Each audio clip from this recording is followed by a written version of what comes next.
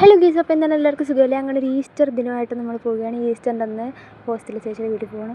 അപ്പോൾ നമ്മൾ കാടും മലയും തുറന്ന് അവിടെ ചെന്നപ്പോൾ തന്നെ ചേച്ചി ഇതാ ഒരപ്പം എന്ന് പറയും, നമ്മുടെ അവിടെ ഇത് കിണ്ണത്തപ്പം എന്ന് പറയും. പിന്നെ അവിടെ കുറേ കുട്ടിപ്പട്ടാളം കൊണ്ടുണ്ടായിരിക്കുന്ന സാധനങ്ങളൊക്കെ ഭയങ്കര അടിപൊളിയായിരുന്നു. എൻ്റെ കറക്റ്റ് വൈബ്. എനിക്ക് ഇവിടെ ചെന്നാൽ ഈ സൈസിൽ 5-6 കിട്ടും.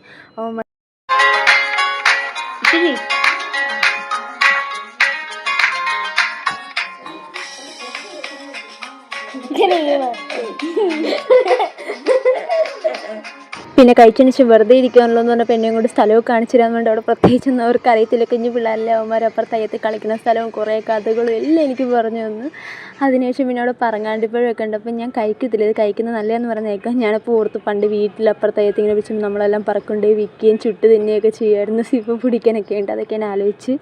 പിന്നെ അതിനുശേഷം ട്രെയിനിലായിരുന്നു, എന്നാൽ സുഖമായിരുന്നു. പിന്നെ ഇതൊക്കെ അവിടെ വെച്ചെടുത്ത് 5-6 ഫോട്ടോകളൊക്കെ എടുക്കാൻ ശ്രമിച്ചു. ഫുൾ ഫോൺ അങ്ങനെ യൂസ് ചെയ്യാതെ നല്ലോണം അടിച്ചു പൊളിച്ചൊരു ദിവസമായിരുന്നു. അപ്പം അടുത്ത ഈസ്റ്ററിനേക്കുള്ള ഓർമ്മകളെ പത്രക്കുള്ള